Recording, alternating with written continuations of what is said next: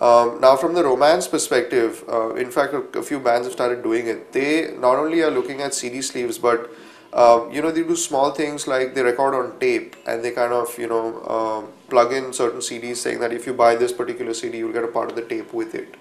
When they're recording on spools and things like that. So the connectivity and the romance now it needs to be at such a high level that it can't just be a mass production. So even with a couple of the bands that we're releasing, we're doing specific things like box packs of the band wherein you can autograph posters, you get like a merchandise thing, as well as you'll get, not just this CD but the last CD that they. So for them it's that romance, it's that experience about you're not just buying the CD but you're buying into the band, or you're buying into the artist. Yeah, well said. And I think that's what is coming back, but it's coming back in a tweaked way. So it's not just the inlay card, or it's not just the LP anymore, but they want to, in fact we're doing, like with Swaratma, we're releasing their album wherein lucky winners can actually get the opportunity of the band to come to their house, and the band will come to their house and play a gig with them. So I guess that kind of romance and connectivity which you can kind of give, and I think it's more an experience thing. If you can give an experience to a fan or a consumer that nobody else can,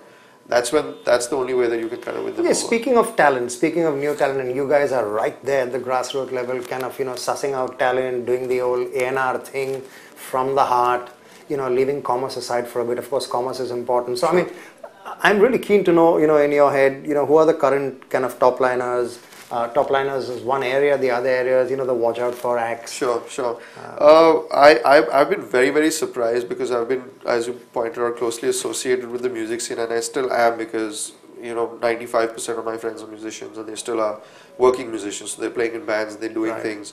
Everyone in our office at OML is an indie music freak. I mean, I think that's one of the primary reasons why they join us. It's not because they like events or they like, going out there and treating themselves as labor, as I call us when we are doing events, but they're very passionate about music, and it's like a challenge every morning when someone comes in to play a new song that no one's heard, whether it be international indie or whether it be local indie. And we're fortunate to work with people who kind of not only have the ear to the ground, but have a sense of kind of achievement when they play something new to someone else. And especially if it's local. So if there's a band from like Coimbatore or from Trivandrum or from Shillong that has done some really cool sound or track, they will make it an internal challenge to make sure that they get that music and everybody in the office actually hears it. So for us, I think we're fortunate to kind of work with a group of people. So who's some of the names that, some of the band names that you... I was very, very impressed with a band called Bombay Basement, which is a local Bombay band. They're doing dub and reggae. Very cool music, very tight band. They've kind of gotten better in the last couple of months now, and I think they're at a stage where they're ready to kind of launch off. A band that we're working with, Swaratma, I think is poised at this point in time to kind of break it, not just in India but internationally as well. Tough on Tobacco again. I think we're kind of guys that if we like any music, we just get involved with that band, and if there's something that we can do for them, whether it be from a management, distribution perspective, we just kind of get into it. Ankur Tiwari is a great band from Bombay again, who's doing really cutting edge kind of Hindi music, as well as it's on the pop space, but it's also got a flavor of rock. Airport is another band from here. Farid Kot from Delhi is a really, really cool band, and they're doing some very, very interesting music. Advaitya from Delhi, again, really cutting edge fusion stuff. So I mean, I can go on this, like, that's nice to hear. We're just looking to kind of get a feel of some of the names to watch out for. These guys for sure. I mean, and these guys can do with any kind of amplification available. Sure. Because really, I mean, obviously you're also speaking to people who want to see this blossom into a really flourishing kind of environment. Speaking of a flourishing environment. At this point in time, the indie revolution might be a slightly more urban than it is a rural thing, and it'll, I would imagine, organically get into the rural areas as well. But has it made decent business sense so far? And what are the challenges that you have faced, you envisage you will face? From a commercial perspective, bands nowadays do have the opportunity to play at venues which didn't exist 5 years ago. There's a whole hard rock chain of venues which existed in 5 cities. We do a lot of work with them. Places like the Blue Frog have given, I mean, they've just kind of been spawning grounds for new artists and new bands, because there's a platform suddenly which has got it's got a great stage, it's got great sound, and it's got a great place for people to come and have a good experience. They're opening one in Delhi now, So I see people who want to be bands as a full-time career, they need to kind of figure out what are their aspirations in life in general. So if they're looking at that, okay, you know what, I just want to be a band and live a band's life for the rest of my life, then you've got to have fairly kind of, mid-range aspirations. Unless you've got a trust fund or your dad is kind of funding you for the rest of your life, then you're fine. Then you don't really. It's difficult to find these days, right? I guess so, yeah. But today, as you rightly pointed out, it's become a mode or a medium for expression, and people want to express themselves in the way that they kind of connect. So it's it's become something which I guess also at some point in time, and as Vishal had said on something, people have always taken up music to kind of primarily get laid. That's why people want to kind of be in a band. That's a great reason as well. I mean, they want to tom themselves and saying that, okay, this is why I want to pick up music, and it's all deep and all, but at the end of it, it's for the one primary reason.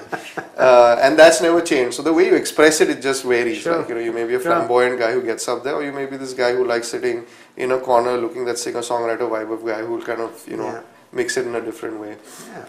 Interesting perspective, Bobby. Man, I knew all of these interesting perspectives were hiding somewhere.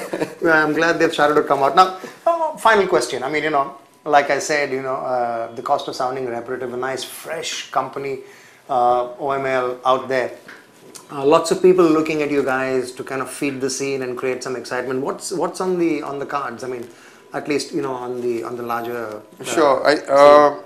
I think we're fortunate again to be at a time when we can kind of give rise to the ideas that we have. I guess if we existed 5 years ago as a group, we probably would have been a little bit early for the curve, and if we had been around for like 10 years post, we probably would have lost the curve. I think it's a lot of factors as to coming together. Having said that, I mean we're going to do as much as we can to make sure that the Indian independent scene is not just restricted to the country, but it gets attention by the world. So whether it be international artists coming in, whether it be Indian independent artists going and performing at the biggest festivals in the world, be it a Glastonbury or a Lovebox, which some of our artists have already done. So Pentagram has done it, Sharon Funk has done it, Raghu has done it. This year we're just going to be looking at touring these guys internationally. So it's not just the one-off shows. And Medieval Pundits is a band that we manage as well now.